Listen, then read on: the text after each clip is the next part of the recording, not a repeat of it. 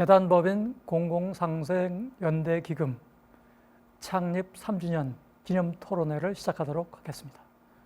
이번 주제는 한국 사회가 직면하고 있는 다양한 문제들과 관련해서 당장 가장 시급하게 해결해야 할 현안과 관련된 이슈들을 네 분야,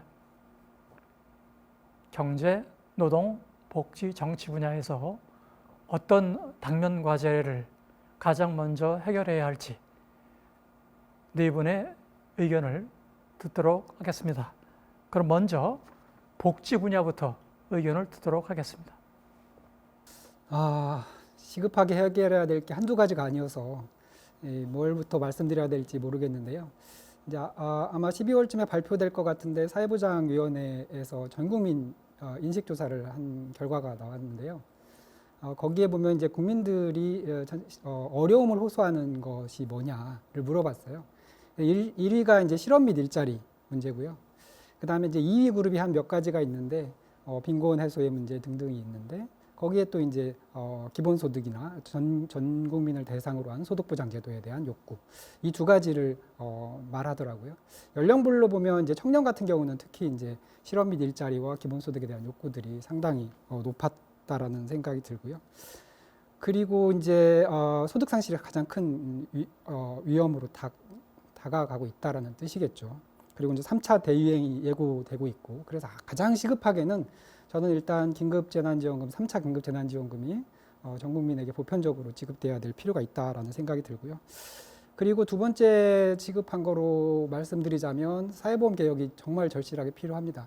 우리가 이제 IMF가 터졌을 1997년에 그 IMF의 충격을 그나마 조금 완화시킬 수 있었던 것이 고용보험이었거든요. 고용보험은 IMF 터지기 2년 전에 만들어졌습니다. 1995년에 만들어졌으니까. 그것도 늦었지만 나름 작동을 했었죠.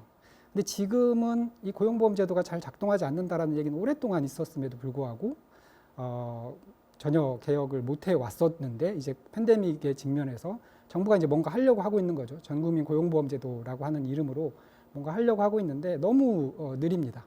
지금의 속도는 거북이 걸음 정도의 속도라서 과감하게 소득보험으로의 개혁이 필요하다. 이제 고용에 기반해서 사회적 안전망을 제공하는 그런 시스템에서 이제 소득에 기반해서 소득이 있는 사람들은 보험료 내고 그거에 기반해서 이제 사회보험 혜택을 받는 그런 제도의 개혁이 필요하다라는 거 말씀드리고 싶고요. 그 다음에 이제 팬데믹이 가지고 온 가장 충격적인 것 중에 하나가 이제 생태일 것 같습니다. 지구의 지속 가능성. 근데 그동안은 이 생태라고 하는 것을 이제 그린 뉴딜이라든지 이런 약간 산업 정책적인 관점에서 접근을 했었던 것 같은데요. 사실은 생태 문제를 해결하기 위해서 이산화탄소 배출량을 줄여야 되는데 이산화탄소 배출량을 줄이면 가장 큰 타격을 받는 거는 저소득층이거든요. 이산화탄소 배출량을 줄이기 위해서 탄소세를 매긴다든가 그런 정책들이 필요할 텐데 그러면 이제 저소득층이 가장 큰 타격을 받습니다. 탄소세에 대한 어떤 동의 수준을 낮출 수 있는 거죠. 우리가 프랑스에서 노란조끼 사태에서 경험했던 것과 마찬가지로.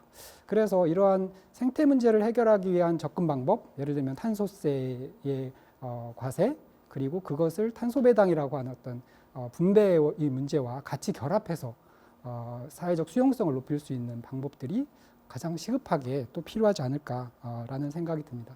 이 이외에도 뭐 여러 가지가 많은데요. 오늘은 뭐 저는 3가지 정도로 말씀을 드리고 싶습니다. 네, 감사합니다. 그러면은 노동 분야 권은지 교수님. 네, 백 선생님 말씀하신 것처럼 열거하기 어려울 정도로 이 현안이 많아서 특히 노동 쪽에는 뭘 말씀드려야 될지 고민이 되는데요. 일단은 사람들이 지금 상당히 많이 위험에 처하고 있다는 걸 다들 잘 알고 계실 것 같습니다. 그 아이를 많이 낳으라는 정책을 우리가 기존에 계속 해왔는데 사실은 있는 사람들을 살리는 정책, 있는 사람들을 보호하는 정책들이 굉장히 많이 필요하다고 생각이 되고요. 그런 데에 대한 어떤 강조가 아무리 많이 해도 지나치지 않는 것 같습니다. 관련해서 중대재해기업처벌법 지금 이제 논란이 되고 있는데 저는 그게 굉장히 시급하게 필요한 법이라고 생각합니다. 2018년에 노동자가 숨지고 다치는 각종 산업재해가 발생하거나 그런 산지를 은폐하려고 한 이른바 불량 사업장이 거의 1,500군데에 달하는 것으로 집계가 됐습니다. 이런 점이 계속 된다면은 사실 우리 안전하지 않은 사업장이 계속 유지될 수밖에 없는 것이죠. 그래서 중대재해기업처벌법이 시급히 좀 제정이 돼야 될 필요가 있는 것 같습니다. 그 다음에 예방을 위해서 하는 노력도 굉장히 중요합니다. 특히 이제 노조가 있는 곳과 없는 곳에 중대재해가 발생할 확률이 상당히 다른 것으로 이제 연구되고 있는데요. 지역별로 역량을 모아서 예방 노력을 노조가 참여하는 어떤 거버넌스를 통해서 하는 것, 이거 되게 중요할 거라고 생각을 합니다. 비슷한 맥락에서 상병수당의 도입도 굉장히 중요하다고 생각합니다. 실제 재택근무가 많이 늘었는데요. 외국에 비해서는 우리가 선방했기 때문에 사실은 재택근무를 경험한 사람이 또 한편으로는 그렇게 많지 않은 것도 사실입니다. 최근에 경제활동인구조사 보고서에 나온 이제 조사를 보면 재택근무 작년에 비해서는 상당히 늘었지만 한 14% 정도의 사람들이 재택을 경험한 것으로 나옵니다. 다른 사람들은 사실은 하고 싶어도 할 수 없는 경우 상당히 많이 있었을 것으로 생각이 되고요. 그러면 나의 안전, 그 다음에 직장 혹은 사회 안전을 위해서 이런 부분을 우리가 보호할 수 있는 상병수당을 훨씬 더 적극적으로 생각해야 되는 것 같습니다. 두 번째는 이제 긴급고용 지원 유지금, 긴급고용 유지금 조금 더 확대돼야 될 필요가 있다고 생각합니다. 지금 막 밀려난 사람들이 갈 곳이 없는 건 여러분이 이제 잘 알고 계실 텐데요. 유지하는 정책 우리가 예전에 비해서는 상당히 잘 해왔다고 생각합니다. 2020년의 경우에 이제 그게 곧 이제 마감이 되는데요. 이 부분을 어떻게 확대시킬 것인가에 대해서 지금 시급하게 논의가 필요한 것 같습니다. 그 다음에 또 한 가지는 보건력에 관한 것입니다. 최근에 서울대학의 유명순 교수의 조사를 보면 굉장히 급격하게 이 팬데믹이 장기화되면서 사람들의 내가 앞으로 이 포스트 코로나에 복원될 수 있을 것인가, 내가 다시 나의 여러 가지 일생을 회복할 수 있을 것인가에 대해서 굉장히 급격하게 그런 이제 복원력이 떨어지는 것으로 나타납니다. 특히 취약계층, 아까 말씀드렸던 뭐 비정규나 아니면은 여러 취약계층의 복원력에 대한 어떤 전망은 체계적으로 낮은 것으로 나타납니다. 이 부분에 대해서 이제 사회적으로 어떤 지원을 할 것인가, 특히 이제 의료 인력이라든지 사회복지 인력이라든지 이런 이제 소진이 굉장히 강했던 집단들에 대해서 우리가 사회적으로 심리적인 어떤 지원이라든지 사회적 지원이라든지 이런 것들을 굉장히 시급하게 고민해야 된다고 생각합니다. 그 다음에 마지막으로 한 가지 더 말씀을 드린다면 소득복지에 대한 고민은 사실 많이 하지만 노동 시장에 대한 재편, 산업구조 조정에 대한 재편 이런 것을 어떻게 해야 될 것인가에 대해서도 시급히 우리가 이제 논의를 시작해야 될 때가 아닌가 생각합니다. 지금 전반적으로 성장이 지체되고 어느 나라나요? 다시 말하면 어쩌면 시간이 좀 있는 상황이기도 한 것 같습니다. 성장에 대한 고민보다는 앞으로 어떻게 복원할 것인가에 대한 고민.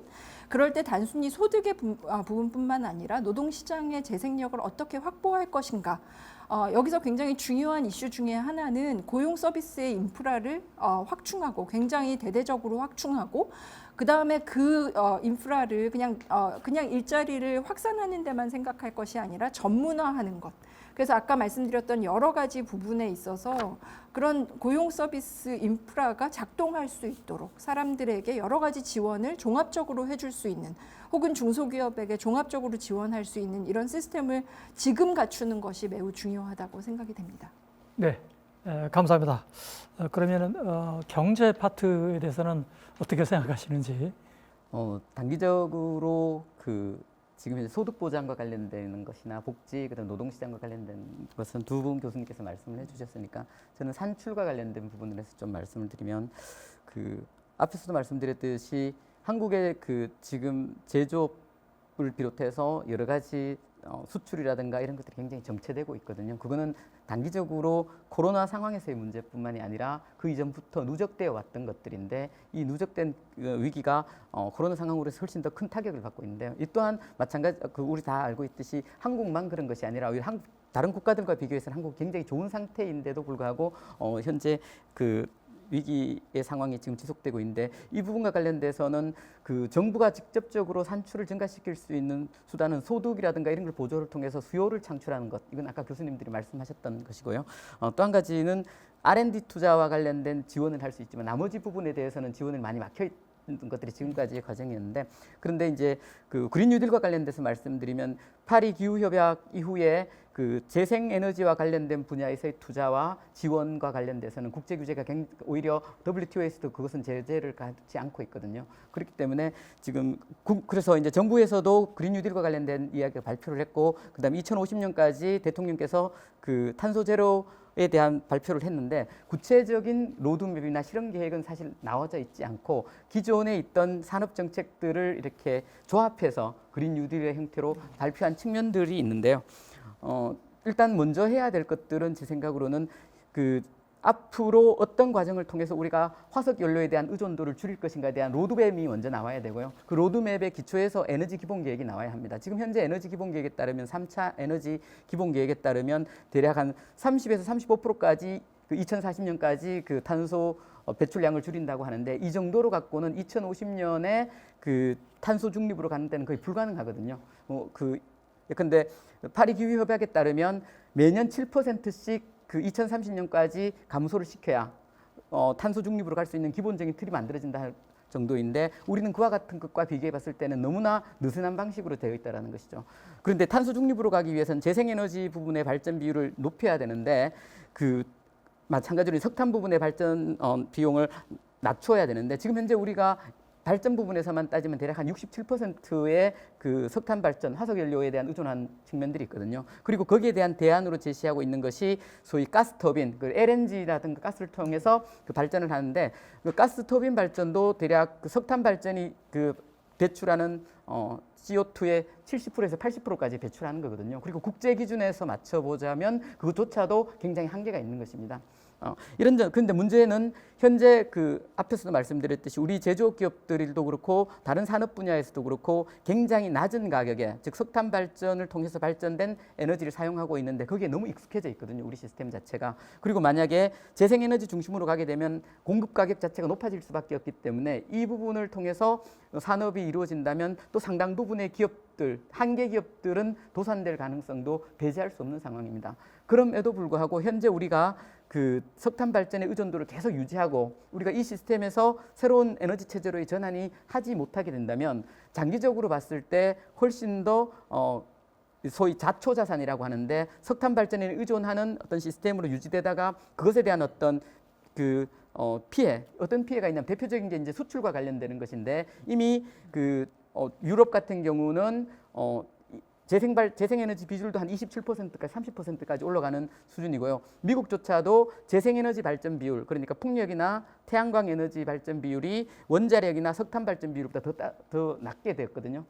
그렇게 되어지면 새로운 정책적 변화를 통해서 이 그 에너지와 관련돼서 우리가 석탄 연료에 의존하게 될 경우 무역 장벽으로 작용할 수 있습니다. 이거는 그리고 WTO에서도 허용하고 IPCC에서도 다 이미 합의된 결과이기 때문에 여기에 대해서 우리가 능동적으로 적응하지 못하게 된다면 그나마 우리 그 경제에서 좀 중요한 측면이 제조업에서의 경쟁력인데 이조차도 굉장히 피해를 볼 수 있다는 거죠. 그렇다면 그 현재의 그 에너지 체제를 전환시키기 위한 구체적인 실행 계획이 나오고 거기에 따른 그 정부의 투자를 통해서 적극적으로 전환을 유도하되 그것과 함께 발생할 수 있는 그 에너지 전환 과정에서 나타나는 그 한계 기업들의 정리 그리고 구조조정 이런 문제들에 대한 장기적인 대응들을 만들어야 되거든요. 이 부분은 아까 말씀드렸듯이 뭐 그 태양광 발전, 그다음에 풍력 발전 이런 부분들에서 새로운 일자리를 창출할 수 있고요. 또 한 가지는 지금까지 중화학공업이라고 하는 것, 지금까지 우리나라가 철강, 석유화학, 조선, 그다음에 기계, 건설기계 이런 부분들은 소위 이제 중위산업 기술이라고 해서 그 후발주자들이 굉장히 캐치업을 해오는 상황이었고 사실상 세계 시장에서 많이 위축되어 왔는데 이 시스템이 재생에너지 체제로 전환되어지면 예컨대 연료전지 발전에 대한 연료전지를 통한 추진체를 되든가 와 같은 혹은 환경 기준이 강화되어서 미래 자동차가 확대되었을 경우 오히려 한국 경제의 경쟁력이 더 있습니다. 왜냐하면 우리는 제조 역량을 다 갖추고 있거든요. 예컨대 조선을 만들기 위해서는 철강도 있어야 되고 그 다음에 금속 부분 그리고 서플라이 체인으로서의 다양한 공급 기업들이 있어야 되는데 한국은 이 모든 제조 역량을 갖추고 있고 뿐만 아니라 그 재생 그 연료전지 추진이나 배터리라든가 이와 관련된 그 미래의 동력기관과 관련된 기술력이 있어도 우리가 굉장히 높거든요. 반면에 서구 유럽 같은 경우는 설계 능력이나 이런 부분은 우리보다 조금 앞서 있지만 제조 역량이 붕괴되어 있고 그리고 후발주자들은 제조 역량뿐만 아니라 그 설계 능력도 우리보다 뒤처진 거죠. 오히려 우리는 환경 기준을 빠르게 강화시켜서 산업 체제를 전환시켰을 때 그 속에서 나오는 새로운 시장에서의 어떤 성장 가능성들이 훨씬 있다라는 거죠. 이 점들에서 봤을 때 정부가 좀 더 적극적으로 그 에너지 체제의 전환, 산업 체제의 전환과 관련된 로드맵 그리고 거기에 따른 실행 계획에 따라서 예산 집행 이런 것들이 이루어졌으면 좀 더 우리가 미래를 더 적극적으로 긍정적으로 맞을 수 있지 않을까 이런 생각이 듭니다. 네, 감사합니다. 마지막으로 정치 분야의 당면 과제 현안으로 빨리 시급하게 해결해야 할 그런 과제가 뭔지 그걸 좀 말씀해 주시죠. 정치 영역에서 시급한 과제 또 당면한 시급한 문제와 당면한 과제 이건 정치 그 자체인 것 같습니다. 네, 물론 이제 지금 한국 정부가 방역에 굉장히 성공적으로 잘 해오고 있다는 것은 명백한 사실이고요. 그리고 또 정부 지자체 하는 분들이 정말 헌신적으로 지금 1년 가까이 되지 않습니까? 노력을 해주시고 계시고 또 그 결실이 있는 것이고요. 또 최근에 이제 여러 서베이 결과를 보더라도 그런 과정에서 국민의 60% 이상이 이번 코로나를 겪으면서 대한민국 정부의 또 공공 제도들에 대해서 신뢰가 더 높아졌다고 대답을 하고 있습니다. 그래서 그 한편이 있지만 그 이면에 지금 세 분 선생님께서도 많이 말씀해 주셨듯이 그 이면이 굉장히 어둡지 않습니까? 지금 고용 문제와 또 소득 상실 또 이 사회 필수 노동에 종사하신다는 분들의 극심한 과로와 스트레스 그다음에 또 부동산 폭등 젊은이들의 그런 박탈감과 미래 없음에 대한 절망 이와 같은 총체적인 문제 상황이 말하자면 정부의 성공적인 방역을 우리가 지금 자화자찬 하고 있기에는 너무나 심각한 상황이다라고 생각을 할 수가 있고요. 이제 정치적인 관점에서 이 상황이 이러하다면 정부가 이와 같은 코로나 임팩트, 코로나로 인한 충격의 불평등, 불균등성을 시정하거나 보완하는 방식으로 정책의 무게중심이 가야 하는 것이 맞는 것인데요. 오히려 지금 정부의 큰 정책의 틀을 봤을 때는 지금의 이런 불평등 구조를 그대로 반영 유지하거나 내지는 어떤 면에서는 더 심화시킬 수도 있는 그런 문제점이 있지 않나 그런 생각을 갖고 있습니다. 그래서 하나의 예로 지금 정부에서 7월에 국민에게 선보였고 또 지금 계속 구체화시키는 과정 속에 있는 이른바 한국판 뉴딜 종합계획안에 대해서 한번 생각을 해보도록 하겠습니다. 이런 것이 굉장히 중요한 이유가 저희가 과거에 이명박 정부 시절에 그 4대강 사업 국민의 혈세에 대해서 이제 여러 가지 얘기를 했습니다만 그것을 몇 배로 지금 뛰어넘는 국민 세금에 지금 무려 이제 국비 114조를 투입할 예정이라고 하는 그런 거대한 사업이지 않습니까? 근데 이 거대한 계획 속에서 아주 압도적인 부분을 차지하는 것이 이른바 이제 디지털 그린 뉴딜이라고 이름을 달고 있는 그런 산업 육성책 이런 것들이 주를 이루고 있다라는 그런 비판이 많이 있고요. 그다음에 이제 거기에서 발표된 여러 가지 정부 세부 정책안 중에서 정부에서 꼽은 10가지의 핵심 정책이 있는데 그 10가지 중에서 노동과 복지에 관련된 부분이 없습니다. 압도적으로 중심이 그쪽에 가 있다는 것을 알 수가 있고요. 그에 반해서 그 노동 현장 또 노사관계 부분에서 뭔가 중요한 개혁을 이뤄내기 위한 비전은 전혀 포함되어 있지 않고요. 또 복지 측면에서는 즉각적인 그런 안전망 대책들이 주를 이루고 있고, 그 다음에 그 아까 이제 여러 선생님께서 말씀하셨던 전국민 소득보험이라든지 아니면 또 공공상병제도 도입이라든지 실업보조라든지 이런 중요한 제도 개혁에 논의가 되고 있습니다만 정치적 관점에서 봤을 때는 그건 장기 계획 앞으로 4, 5년이 걸리는 그렇기 때문에 차기 정권에 가서 어떻게 될지 모르겠다는 생각이 드는 거예요. 지금 정권 안에서 말뚝을 박을 수 있을 것인지. 그래서 이런 여러 측면에서 봤을 때 지금 정부의 그 코로나 대응에 대한 전체 큰 그림을 펼쳐놓고 봤을 때는 어떤 면에서 저희에게 무척 익숙한 그런 전통적인 성장주의 발전 국가의 그런 대응 방식, 이것을 그대로 보여주고 있는 측면이 있지 않느냐, 이런 생각이 들기도 하고요. 말하자면 행정 역량 총동원해서 철저하게 방역을 합니다. 그것을 통해서 정상적인 경제 활동을 최대한 보장해 주는데 다른 나라에 비해서 성공적이라고 할 수가 있고요. 그 다음에 그 이제 이 한국판 뉴딜이라는 그런 이름으로 IT, BT, NT, ET, 미래차, 융합산업 엄청난 지원을 해줍니다. 그런데 최근에 여러 가지 서베이를 다 해보면 일하는 사람들의 80% 이상이 매일매일 불안 때문에 잠을 못 자겠다고 대답을 하고 있는 거거든요. 그래서 이와 같은 정치의 그야말로 시급한 문제, 이거를 개혁하기 위해서 가장 중요한 것이 지금 우리가 낸 세금의 100조 이상이 들어가는 계획이다라는 거죠. 그럼 그것이 왜 즉각적으로 우리에게 오는 것이 중심이 아니냐? 이것에 대해서 우리가 물을 필요가 있다라는 생각이 들고요. 두 번째로는 전체 나라 경제를 위해서 지금 기업과 산업에 물론 투자를 할 필요가 있습니다. 그런데 그와 같은 막대한 국세를 들여서 국비를 들여서 투자를 했을 때 그 기업과 산업 부문에서 앞으로 미래에 얻게 될 이득에 어떤 부분을 어떤 방식으로 우리 국민들한테 은혜를 갚을 것이냐, 이것에 대해서 명백하게 명문화된 사회적인 협약이 필요하다는 것이고요. 이제는 낙수효과 그런 거 없다는 거 우리 2000년대 내내 경험을 하지 않았습니까? 그다음에 이제 세 번째로 제가 생각을 하게 되는 것은 뭐 예를 들자면 국민연대 기금이라든지 이와 같은 방식으로 그 지금 코로나 상황에서 상대적으로 일자리나 소득에 영향을 받지 않고 있는 그런 고소득층, 또 이제 높은 수준의 어떤 그런 전문 관리직, 이런 계층들의 좀 더 많은 기여를 우리 공공의 자원으로 끌어서 지금 일하는 사람들이 다수 그야말로 게을렀던 것도 아니고요, 능력이 부족한 것도 아니고 아무 잘못도 없이 지금 바이러스에 의해서 굉장히 고통스러운 상황을 지금 겪고 있지 않습니까? 이런 쪽으로 뭔가 사회적인 연대를 만들어가는 그런 굉장히 어떤 감동적인 경험 같은 것들을 제도화시키는 것이 필요하지 않나, 그런 생각을 하고 있습니다. 네, 감사합니다. 재단법인 공공상생연대기금 3주년 기념 토론회, 한국 사회가 직면하고 있는 현안들, 당면 과제, 이런 주제를 가지고 네 분야의 전문가를 모셔서 토론 시간을 가졌습니다.